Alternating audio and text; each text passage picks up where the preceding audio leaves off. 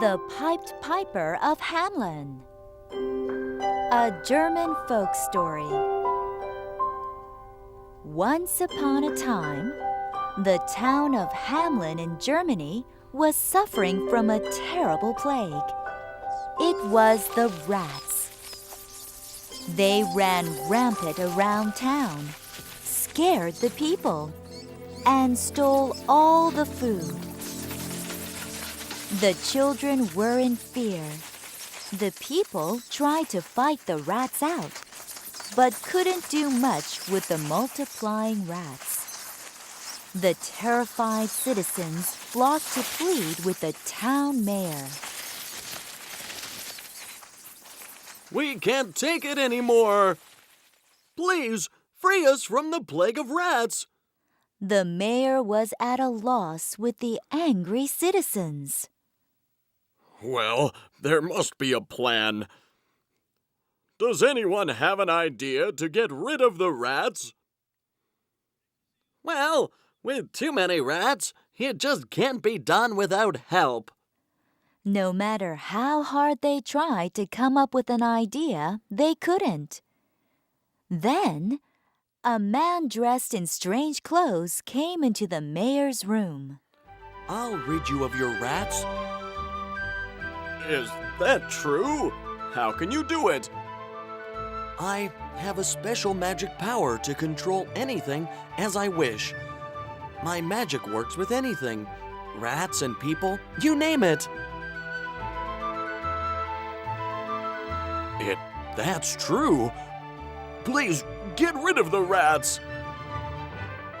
Delightedly, the mayor talked to this tall man in strange clothes. If I rid you of the rats, then pay me 1,000 guilders. 1,000 guilders? Sure. Just you eliminate the rats. We'll give you the money. 1,000 guilders was not small money, but at the word of the man getting rid of the rats, the mayor promised to give him 1,000 guilders. Thank you, Mayor.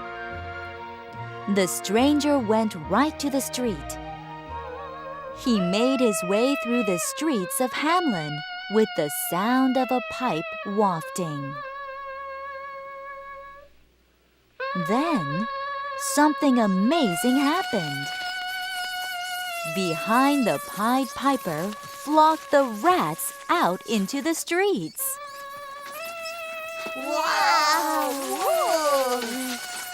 The people's jaws dropped at seeing the sea of rats following the piper. And as he played, the stranger went straight into the water. Behind him swarmed the rats.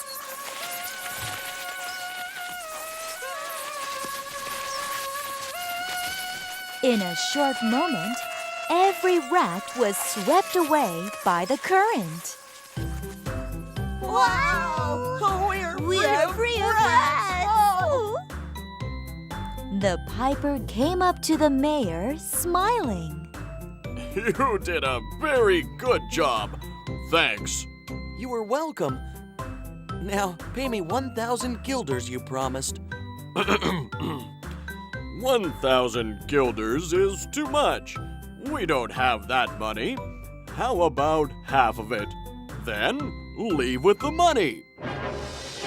After the rats were gone, the mayor had a change of heart. The piper was furious at this. What? Then you'll bitterly regret ever breaking your promise. Why would I regret? A shiver of fear ran through him, but the mayor shrugged. The piper went to the streets and began to play his pipe again. Then, an unbelievable thing happened. Drawn as by magic, all the children hurried out of their homes and began to sing and follow the piper. My children, where are you going? As if they didn't hear a word from them, the children flocked at his heels to the sound of his piping. Oh, what is this? The mayor and the people couldn't help but watch their children follow the piper. They're headed for the stream! God! They will drown to death!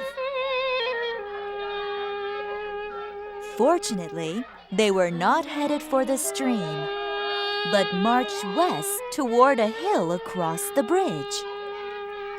When they reached the foot of a huge mountain, there was a huge cave.